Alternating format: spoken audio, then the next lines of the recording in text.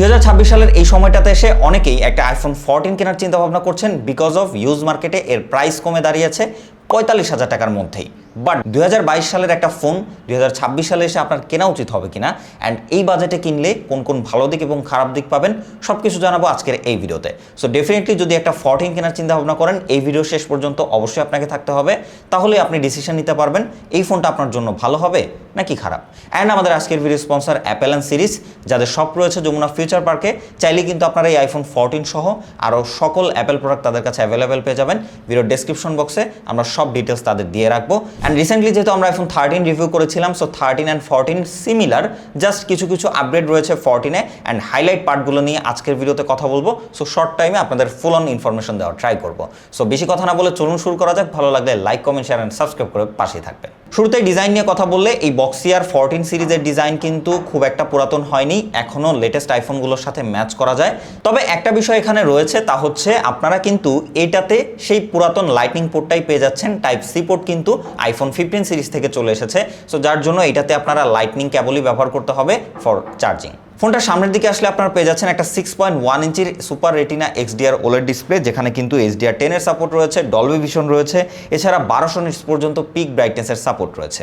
এই ডিসপ্লেটা আর 13-এর ডিসপ্লেটা একদমই সিমিলার, খুব একটা আপডেট আপনারা এখানে পাচ্ছেন না।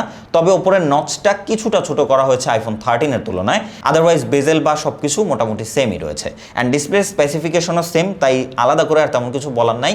এটাতে আপনারা কন্টেন্ট ওয়াচিং এক্সপিরিয়েন্স খুবই ভালো পাবেন, 4K 60 FPS HDR-এ কন্টেন্ট ভিজিবিলিটি পাবেন, অ্যান্ড সেখানেও অ্যামেজিং লেভেলের রেজাল্ট রয়েছে। তাছাড়া এটার যে ব্রাইটনেস ইনডোর আউটডোর সব জায়গাতেই কিন্তু একদম ক্লিয়ারলি ভিজিবল এই ডিসপ্লেটা। তবে স্পেসিফিকেশন হিসেবে বললে এটাতে কিন্তু আপনারা কোনো প্রমোশন বা হাই রিফ্রেশ রেটের ডিসপ্লে পাচ্ছেন না, টিপিক্যাল 60 হার্জের ডিসপ্লেটাই আপনাকে ইউজ করতে হচ্ছে। অপারেটিং সিস্টেমের কথা বললে আইফোন 14 সিরিজ কিন্তু এখনও খুব একটা পুরাতন হয়নি, অ্যান্ড এইটাতে আপনারা এখনও 3 থেকে 4 বছরের কিন্তু অপারেটিং সিস্টেম আপডেট পেয়ে যাবেন। আপনারা অনেকেই জানেন যে রিসেন্টলি iOS 27 যেটা আসতেছে সেটা কিন্তু আইফোনের 11 সিরিজ পর্যন্ত আপডেট পাবে। তো সেদিক থেকে বুঝতেই পারছেন এইটা কিন্তু আরও 3 থেকে 4 বছর আপডেট পাওয়ার যোগ্য। এর পরবর্তীতে যে স্পেসিফিকেশনালি চেঞ্জটা রয়েছে আইফোন 14-এ আগের প্রিভিয়াস জেনারেশন থেকে, তা হচ্ছে এর র্যাম ভেরিয়েন্ট। আপনারা আইফোন 13 পর্যন্ত পেয়ে যাবেন just 4GB RAM, but iPhone 14-এ এসে আপনারা পেয়ে যাচ্ছেন 6GB র্যাম। অ্যান্ড আইফোনের এই 2GB আপডেটটাই কত বড় আপডেট তা হয়তো আপনারা রেগুলার লাইফে দুইটা ফোন পাশাপাশি ইউজ না করলে বুঝতেই পারবেন না। আইফোন 14-এ কিন্তু র্যাম ম্যানেজমেন্ট আরও ভালো, এবং আপনারা কিন্তু ব্যাকগ্রাউন্ডে অনেক হেভি অ্যাপ্লিকেশনগুলো মাল্টিটাস্কিং করতে পারবেন, স্মুথলি বাটার স্মুথ ব্যবহার করতে পারবেন, কোনো রকম ল্যাগ, ফ্রেম ড্রপ, রিস্টার্টের কোনো প্রবলেম হবে না, আপনারা খুব ইজিলি ব্যবহার করতে পারবেন। তাছাড়া আপনারা এই ফোনটা দিয়ে যদি পারফরমেন্স বা গেমিং সেগমেন্টের কথাও বলেন, সেখানে কিন্তু বেটার একটা আপগ্রেড পাবেন বিকজ অফ এর 6GB র্যাম। তাছাড়া প্রসেসর হিসেবে এটাতে ব্যবহার করা হয়েছিল অ্যাপেলের F15 বায়োনিক চিপ, যা 5 ন্যানোমিটার আর্কিটেকচারে বিল্ড করা। সো ওভারঅল 6GB র্যাম আর এই প্রসেসর মিলিয়ে এই ফোনটাকে যথেষ্ট পাওয়ারফুল একটা ফোন বানিয়েছে। আপনি এই সময় এসেও এই ফোনটার সাথে যদি বাজারের অন্যান্য অ্যান্ড্রয়েড ফোনগুলোর তুলনা করেন, সেদিক থেকে মোস্ট অফ দ্য কেস এইটার পারফরমেন্স কিন্তু খুব একটা পিছিয়ে থাকবে না। তবে স্ট্যাবিলিটির দিক থেকে এইটা আমি মনে করি অনেকটাই এগিয়ে থাকবে। সেক্ষেত্রে আপনারা এটা দিয়ে স্টিল ভারী গেমিং করতে পারেন, সেক্ষেত্রে কোনো রকম কোনো প্রবলেম হবে না। যেহেতু এখানে কোনো হায়ার রিফ্রেশ রেটের ডিসপ্লে নাই, সব গেমই আপনারা সর্বোচ্চ 60 FPS পর্যন্ত খেলতে পারবেন, বাট সেটাও কিন্তু খুবই কনস্ট্যান্টলি ধরে রাখতে পারে, খুব একটা ল্যাগ, ফ্রেম ড্রপের দেখা পাওয়া যায় না, খুবই ভালো একটা পারফরমেন্স ডেলিভার করতে পারে। বাট লং টাইম গেমিং করলে আইফোনের একটাই জ্বালা, তা হচ্ছে হিটিং। সো এটা আপনাকে মেনটেন করে ব্যবহার করতে হবে, আদারওয়াইজ আপনি এটা থেকে যথেষ্ট ভালো একটা পারফরমেন্স আউটপুট পাবেন স্টিল এই 2026 সালে এসেও। ফাইনালি ক্যামেরা নিয়ে কথা বলি। আসলে ক্যামেরা নিয়ে কথা বলার জায়গা তেমন একটা নাই, যদিও আমরা রিসেন্টলি আইফোন 13-এর রিভিউ করেছি, 13, 14-এর কম্পেয়ার করেছি।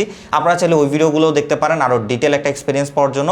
আদারওয়াইজ এইটার ক্যামেরার কথা বললে এটাও তার ব্যতিক্রম নয়, খুবই ভালো ক্যামেরা আউটপুট দিতে পারে। পেছনে দুইটা 12 মেগাপিক্সেলের সেন্সর রয়েছে, একটা আলট্রা ওয়াইড, একটা মেইন সেন্সর, এবং ফ্রন্টেও রয়েছে একটা 12 মেগাপিক্সেলের ফ্রন্ট ক্যামেরা। পেছনের ক্যামেরা দিয়ে আপনারা স্টিল ডে লাইটে খুবই শার্প এবং ডিটেল পিকচার আউটপুট পাবেন। Dynamic range, exposure balance excellent, colour কনসিস্টেন্সিও খুবই ভালো, তেমন একটা কালার শিফট করে না, কালার চেঞ্জ করে না। আলট্রা ওয়াইড এবং মেইন লেন্স একদম সিমিলার টাইপের আউটপুট আপনারা পাবেন। তাছাড়া এই 12 মেগাপিক্সেলের ফ্রন্ট ক্যামেরা দিয়ে আপনারা দারুণ কোয়ালিটির পিকচার পাবেন, যথেষ্ট ডিটেইল এবং কালার কনসিস্টেন্সি খুবই ভালো, কালার শিফট করে না খুব একটা। তবে একটা বিষয় রয়েছে, আপনারা যদি জাস্ট নর্মালি ছবি তোলেন তাহলে দেখতে পাবেন আপনার ফেসটাকে অন্যান্য ফোনগুলোর মতো একটু সুন্দর দেখাচ্ছে না, একটু বুস্ট আপ দেখাচ্ছে না। আদারওয়াইজ যদি আপনার সেই ছবিটা খুব একটা ভালো না লাগে, তাহলে কিন্তু আপনারা ভিভিড ফিল্টারটা জাস্ট অন করতে পারেন, তাহলে একদম social media ready to upload ছবি পেয়ে যাবেন এই আইফোন থেকে। পোর্ট্রেট সেগমেন্ট নিয়ে কথা বললে, যেহেতু এর পেছনে কোনো টেলিফটো লেন্স নাই, তাই জাস্ট একটা ফোকাল লেন্থে আপনারা পোর্ট্রেট নিতে পারবেন। এই জায়গায় আপনাকে অবশ্যই ডিসঅ্যাপয়েন্ট করবে একটা 45,000 টাকা রেঞ্জের ফোন। এখানে আপনারা পোর্ট্রেটের কথা বললে খুব একটা এক্সিলেন্ট কিছু পাবেন না, জাস্ট স্ট্যান্ডার্ড বলা যায়, কারণ এখনকার 35-40,000 টাকা বাজেটের যে নতুন ফোনগুলো আছে ওগুলোতে কিন্তু টেলিফটো লেন্স দেওয়া হয়, যার জন্য ডিফারেন্ট ফোকাল লেন্থে কিন্তু পোর্ট্রেট নেওয়া যায়। তো সেদিক থেকে এটার কথা বললে ডিটেল মোটামুটি পাওয়া যায়, তবে হচ্ছে এজ ডিটেকশন এবং ব্যাকগ্রাউন্ড ব্লারটা আনন্যাচারাল লাগে, মিসম্যাচ করে অনেকটা, যেটা দেখতে কিন্তু খুব একটা প্রফেশনাল লাগে না। এটা দিয়ে যারা কন্টেন্ট ক্রিয়েটর রয়েছেন, ভিডিও করতে চান, তাদের জন্য কিন্তু এইটার ক্যামেরা বা ভিডিও সেগমেন্ট যথেষ্ট স্ট্রং রয়েছে। এটার প্রত্যেকটা লেন্স দিয়ে 4K 60 FPS এ ভিডিও করার সুযোগ পাবেন, আলট্রা ওয়াইড মেইন লেন্স বা ফ্রন্ট ক্যামেরা। সো যারা ব্লগ করতে চান বা অনেক বেশি কন্টেন্ট ক্রিয়েট করতে চান ফোন দিয়ে, তাদের জন্য কিন্তু এই সেগমেন্টে যথেষ্ট স্ট্রং একটা পয়েন্ট রয়েছে এই আইফোনের ক্ষেত্রে। অ্যান্ড ভিডিও যথেষ্ট স্টেবল, ডিটেইল, এক্সপোজার মেনটেন খুবই ভালো, এবং সবথেকে ভালো বিষয় কি যে আপনারা মুভ করে এই ফোনটা দিয়ে ভালো ভিডিও নিতে পারবেন বিকজ অফ এর স্ট্যাবিলাইজেশন খুবই ভালো। সবশেষে কথা বলি, যেই বিষয়টার জন্য অনেকেই আইফোন থেকে একটু দূরে সরে যান, তা হচ্ছে এর ব্যাটারি সেগমেন্ট। এই ফোনটাতে ব্যবহার করা হয়েছে একটা 3279 মিলিঅ্যাম্পিয়ারের ব্যাটারি। সো এইটা কিন্তু এই সময় এসে খুবই ছোট একটা ব্যাটারি, অ্যান্ড এর ব্যাকআপও কিন্তু খুবই কম। আইফোন 14 থেকে আপনারা মোটামুটি 80-90 মধ্যে ব্যাটারি হেলথ নিলে দেখা যাবে যে 4.5 ঘন্টা প্লাস টানতে আপনার কষ্ট হয়ে যাবে। মোটামুটি যদি একটু হেভি ইউজ করেন তাহলে হয়তো 4.5 ঘন্টার কমও ব্যাটারি ব্যাকআপ পেতে পারেন। সো এদিক থেকে totally depend on your use case. Otherwise এইটা থেকে আপনারা প্রাইমারি ডিভাইস হিসেবে যেই টাইপের একটা ব্যাটারি ব্যাকআপ আশা করেন ওই রকম পাবেন না। আপনি যদি এজ এ প্রাইমারি ডিভাইস হিসেবে এই ফোনটাকে ব্যবহার করতে চান, তাহলে ডেফিনেটলি আপনার একটা পাওয়ার ব্যাঙ্ক দরকার হবে। আদারওয়াইজ আপনি যদি বাসায় থাকেন, চার্জ করতে প্রবলেম না হয়, তাহলে ইটস ওকে। তাছাড়া আপনারা যদি এটা দিয়ে গেমিং করেন বা ভিডিও করেন, ক্যামেরা ব্যবহার করেন, সেক্ষেত্রে দেখবেন যে ব্যাটারিটা খুব তাড়াতাড়ি কিন্তু ড্রপ করছে।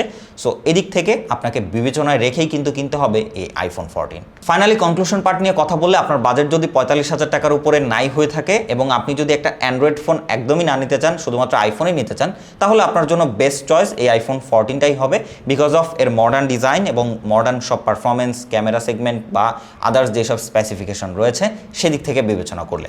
সো বাকি ডিসিশন টোটালি আপনার উপরে। দেখা হবে নেক্সট কোনো ভিডিওতে। সে পর্যন্ত ভালো থাকবেন, সুস্থ থাকবেন। খোদা হাফেজ।